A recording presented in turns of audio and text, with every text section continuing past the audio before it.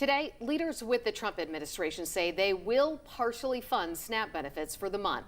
This all comes after federal judges ordered the government to keep that program running during the shutdown. But for those who rely on the assistance, communities across East Tennessee, they are stepping up to make sure families don't go hungry.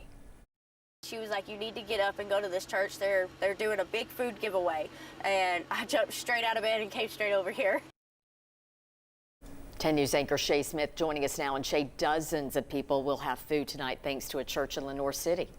That's right, Robin and Brittany. Dozens of people who were impacted by the SNAP cuts picked up groceries this morning at First Baptist Church in Lenoir City. Church members handed out bread, orange juice, cereal, milk, diapers, and so much more.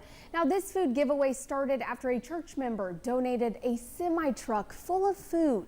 Members of the congregation then organized, bagged, then handed it out to local families in need. Now, whenever I was there this morning, cars were lined up from the back of the church all the way up to the road, and some cars had elderly people inside, some had multiple children. One church member says she wants to help people who need food assistance because she has experienced this herself. I grew up during my high school years. We lived in poverty, and that is part of where my heart is here. I also spoke to one mother who is currently experiencing food insecurity about how she handles feeding 3 children as a single mother. My big fear right now is trying to decide on what gets paid, what doesn't get paid, so that I have the money for food.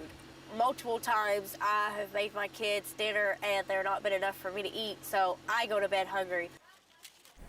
Now, SNAP benefits served more than 40 million people each month last year, according to the government. 67% of those who received help were either elderly, a child, or an adult with a disability. Now, we looked into the eligibility of SNAP recipients. Non-citizens are generally ineligible for federally funded programs if they are not refugees or in a refugee-like status and have not spent 5 years with a green card or a similar status.